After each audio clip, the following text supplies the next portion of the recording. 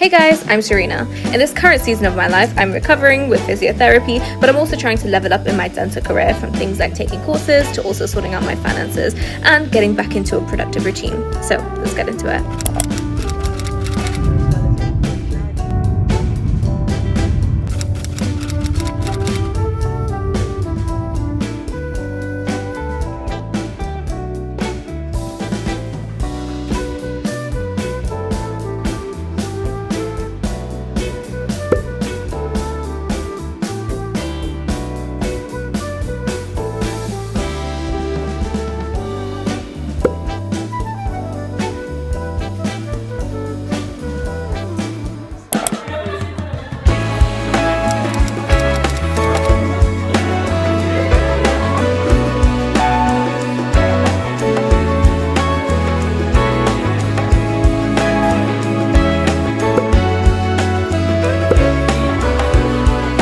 So we literally just ordered some dessert.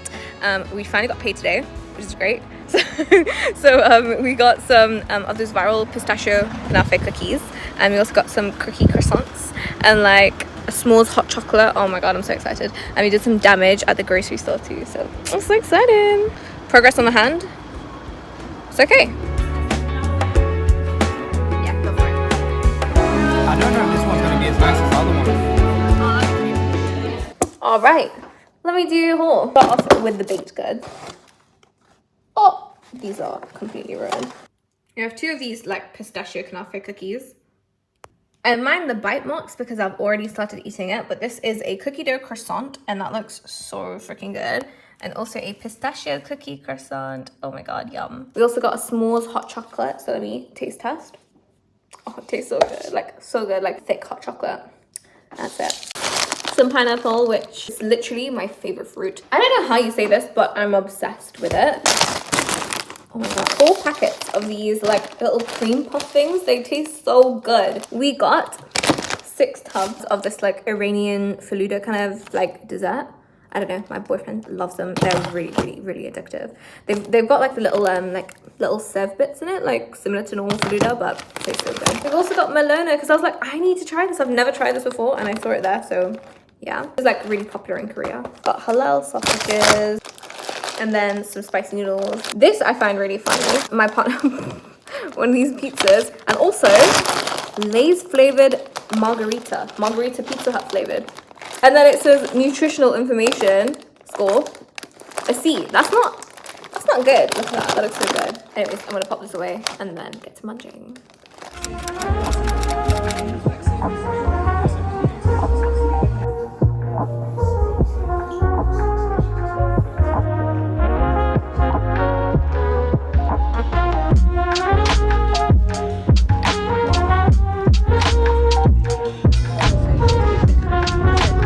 A few moments later. I'm not gonna lie, I think I'm getting ill, so I still want to film. This is going to be a productive night routine with me.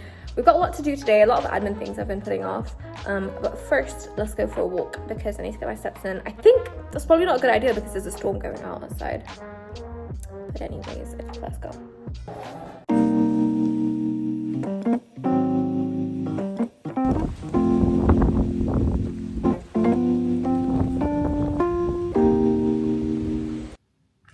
Alright, so that was a very short walk because it's freaking freezing. Anyways, I'm really hungry, so let's make some food. But first, let's make some tea.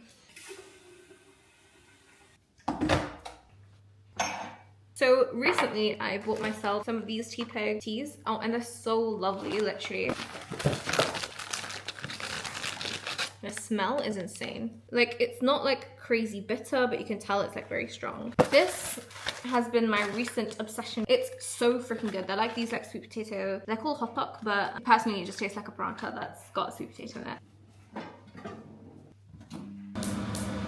So I wanted to give an update on my hand because a lot of people were confused. So basically, it's gonna take me 12 weeks to recover. Hopefully it recovers fully. It's just a little bit up in the air right now. I went to my physio appointments. I pretty much have them every week at this point. This is basically like a splint. So it prevents my fingers. So at the moment, they're kind of like in this position, but it prevents them from going like this. Otherwise, like my tendons can re-rupture. The middle finger had like a 20% cut. And then I think there's 2 tendons in the index finger, which had 100% severance. So that happened. That was great. So now I have like a permanent suture inside my finger, but apparently I've heard that it's completely fine and I should get back to normal. I just have to do really heavy physio to kind of like bring it back to normal. So every single hour I have a bunch of exercises which I have to do. It's kind of crazy. It struggles to like kind of hook in all the way. So I'm working on it and I've seen a lot of improvement. It's not there yet. I've been just taking this time to kind of spend time with family and get stuff done. Like I've got a bunch of things that I want to do. I know that lots of people have been asking me for my dental notes and stuff like that, so I'm trying to get that all sorted out. And so I'll explain like how paychecks work in like NHS dentistry in the UK, how much I'm making, what to expect, stuff like that. But I also need to compare it to my my data that comes from NHS and make sure that the numbers add up. Yeah, that's basically it.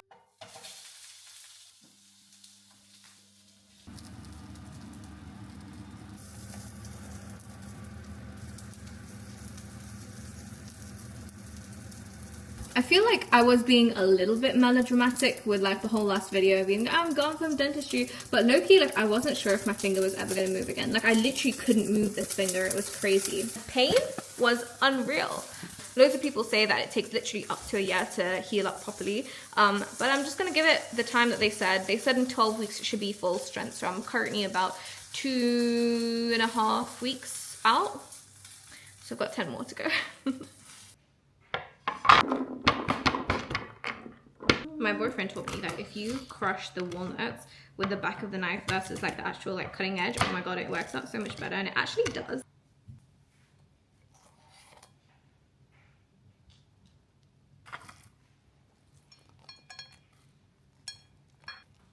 This is like the ultimate snack. Yeah, being one-handed, very difficult. I had my optician's appointment earlier today, and oh my god, like putting in the contact lenses was a fucking mission, but we got there. To build our dream bedroom right here. We're going to spend the next those elements into a room perfectly optimized for sleep. All right. So let's go through my pay. This is kind of how it works. So at my practice, so our NHS pay is delayed by 3 months. So it's December currently. So I'm currently only getting paid for September NHS pay, but private pay, I get paid at the end of every month. This isn't usual, to be honest. NHS, they usually end up paying like a month or 2 later, or usually in the month. All right, so let's get into it. So I've got 2 tables. Let me pull them up. So this is kind of how I keep track of all of my UDAs and my private patients. I have 2 tables on Notion. So I worked 17 days in September. I was working 4 days a week, and then there was flooding as well. So like one of the days, like we didn't get into work. The second day, I think none of my patients turned up, which is great. But for the most of it, it was okay. So September, let me just like brief you through. I did start working straight away. They kind of just threw me into it. Like on the first day, they were like, oh, like come an hour early and we'll do your induction. They didn't do the induction, but I had like a really lovely nurse who like walked me through everything, which was lovely. I was doing about 15-minute adult appointments and about 10-minute child appointments, and sometimes if they came together as a family, like I'd make it a 5-minute child appointment. So that's basically it. I think they started off doing like 20-minute adult patients sometimes here and there. Like I work around 8:30 to about 12:30. And then we have 30-minute emergency slots, then you have an hour lunch, and then you leave at like 5 something. We also had like a medical emergency day and stuff like that. So one of those days was gone. So honestly, overall, I think the amount of UDAs I did was great. So let's go through my UDA total. Keeping in mind, this was the first week that I was there. A lot of your appointments are going to be exams and checkups, which isn't the highest UDA. You'll be getting, you know, one UDAs all the time. When you start treatment planning, that's when you really start getting money. I received around 546 UDAs without the bonus. NHS have this new bonus thing, so that's basically like every patient that you see that's not been seen in the last 2 months, you get extra UDAs for, which is absolutely amazing. So in total, I actually did 783 UDAs. And let's go through the money in a second. Crazy. I'm really proud of myself. Honestly, I've been doing like so many things to try and like convert patients to private and stuff like that. A lot of that is actually my partner. So like he's been a dentist for a lot longer than I have. And I'd always go into his room and I'll be like, so like this patient wants this, like how do I word this? Or like how do I explain this to them and stuff like that. And we ended up making like lots of resources to kind of help patients make the decision of what they want, because a lot of the time you can say, oh, I want a metal filling, I want a private filling, I want a white filling, whatever. It doesn't click until you've seen it and how it looks in the mouth and stuff like that. Anyways, so let's go through the deductions. I had about £177 in ceramics, so like that's my crown, and then I did about 335 in like denture, mouth guard, stuff like that. Because I had all this problems with my hand, a lot of my treatment was sent to the hygienist so that she could, you know, carry it out for me on behalf of me. So every time that she does my treatment, I have to pay her, but then I get money from the UDAs. So I paid her, I think it was £204 to do 4 fillings. And then I think I'll get that back, and half the practice pays for half of that, which is great. So my total deductions were about £720, and that is half. So the practice pays half, I pay half. I have more deductions, which is my superannuation, which is basically your NHS pension. And then you have a levy, which is, I don't know, it's like some sort of, it's like regulations. Try to call them up and see, can I remove this? But I don't think you can. Or if you can, please let me know, because that would be great. So 642, that was my pension. 29.86, that was my levy. 720, that was all of my lab bills and my hygienist bills. And then you have to remember that you have to take 10% off the top of that. You also have your national insurance you have to pay. You also have, so the 10% that you take off the top of that, that's like some NHS fee. Don't really understand it very well, but yeah, there's that. Then you have your national insurance fee, and the rest of it is also taxed. So this is all pre-tax. So it's really depressing when you see such a big number go down to like such a small number. I emailed my tax accountant and I was like, hey, like how much money should I keep, you know, aside for the tax? And I think I'm gonna just keep like a good, I think like the rough figure is like 45%. I think I'm gonna create like a little plan of like what I want this money to go towards. One of the first things I always recommend is you should always do a LISA.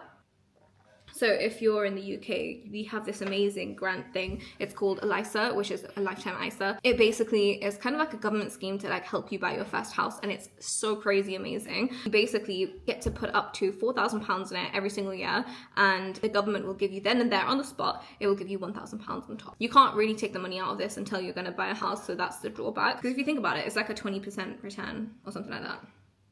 Something like that. I'm not good at maths. And it's freaking amazing, so you should always max that out. So I'm gonna max that one out because my pay as a foundation dentist was not great at all. I wasn't able to like contribute as much as I wanted to, so I'm gonna max that out before April. April is like the cutoff point. And then you've also got the normal ISAs. So every single year you have £20,000 tax that you can put in that will be tax free, and you should always try and max that out as much as you can. What else? Yeah, holidays. I want to take my parents and my in-laws on holiday at some point. Sure. I'm gonna eat this. Then I'm gonna sort out my pay and like update all my tables and stuff like that. I have basically what I'll show you in a second. We get like day list, which has all the patients for the day on it and stuff like that. So I kind of need to go through that and see if there are any discrepancies, add up all my UDAs, and I need to go into my compass to see if the numbers match up. And I'll walk you through it. Don't worry. I'm gonna finish this and then we'll get there. Also, like, I don't want to say this kind of stuff to like brag or anything like that. It's just to give you an idea of what's possible. The practice that I currently work at, it's got a very lower UDA rate than than I've seen. I went for a bunch of interviews when I was applying to dental practices, and then I whittled it down to 2 practices that I was really looking at working from. One of them was very, very, very close to home, and it was right next to my dad's workplace. So it was in between me, my dad's workplace, and my house. So it was freaking amazing. I wouldn't have to rent out or anything like that. They offered me, was it like something like either £16 or £18 per UDA, which is a really, really, really great UDA rate, to be honest. It was a foundation practice, trainee practice, meaning that they would have a trainee in there every single year. And the best thing about this is if you feel like there are some difficult patients, or if you feel like there is treatment that you feel like you don't want to do, or you don't feel like you can do, or you feel like it'll take too much time, or there's a lot of patient management that involves in it, you can just send it to the foundation trainee, because technically they need a lot of experience. And that's just like the rules of like being a foundation dentist is that you'll always get like the bad practice patients. So yeah, so that was great. I was very happy to be there. It did look a little bit dingy, not gonna lie. It's not like dingy, but it was like a very NHS practice, like a very NHS practice. But I just got a bad vibe from that place. I'm not saying it was a bad practice, and the person that worked there as a foundation dentist, I had a chat with him as well, and he was like, oh my god, like it was an amazing practice, like if I could stay here I would, but he's not from my town, so he's going back to London to go work in his sister's practice. I was like, that's pretty neat. Honestly, it was a very big contender, but I just got a better feeling about the practice I'm working at right now. I had interviews at both. I went around to both of the practices, but it also helped that I know a lot of people working in my current practice. Like I have a friend that's working there, and my partner is also working there, so it kind of just worked out that way. Yeah, what I'm trying to say is I'm not trying to brag. I'm just trying to give you a realistic view of what's possible. You can definitely make more money. I generally tend to see that the further out you go from London, the more money you make. So like if you go down south or like far up north, you'll get a lot more money, and people are basically begging to have you as a dentist basically. In London, it tends to be a bit more fickle. You get practice owners that shouldn't be practice owners. London is not a nice place to be sometimes because the people there are just way too greedy in terms of like owners and stuff like that. Like they just don't take care of you. So you really want to make sure you go to a place that doesn't mess you around. So many people, my brother's brother-in-law actually, I remember he's worked at a couple of places, but I think there was this one practice that, yeah, basically just don't pay you. So you work 3 months, and then he was like, yeah, like, where's my money? And they're like, yeah, like that's not, and then you have to like put in a 3-month period, and then it ends up being 6 months of unpaid work, and that's a lot, you know? But it's just crazy. It's crazy. I don't know what the future's gonna hold or what NHS dentistry is gonna look like, to be honest. But at the moment, this is the place that I'm working at, and this is what you can probably expect coming out of your first year of foundation training. Keeping in mind, September was a slow month for me because it was literally my first month on the job. I was doing a lot of exams, and I'm expecting my future paychecks to be a lot higher. I'm rambling. Yeah.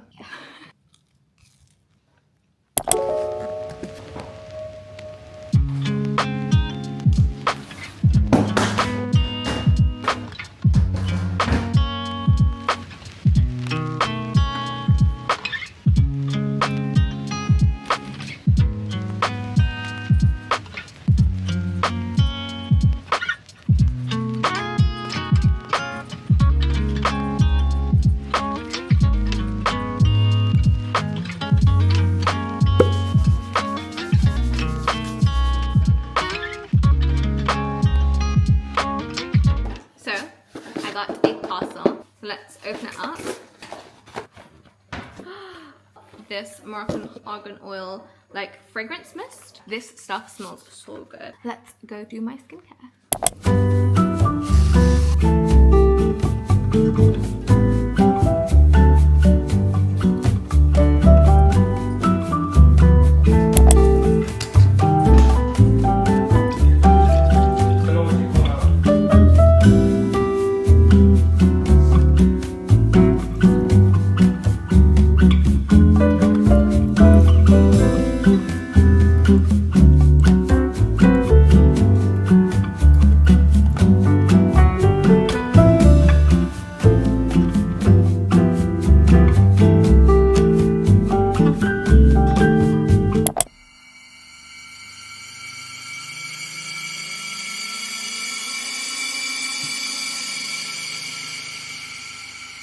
You know, as we turned on the lights, the activity just dropped to like 0. I think this one I just had like no ghost orbs. Oh wait, he just threw a turn off the lights too. Yeah.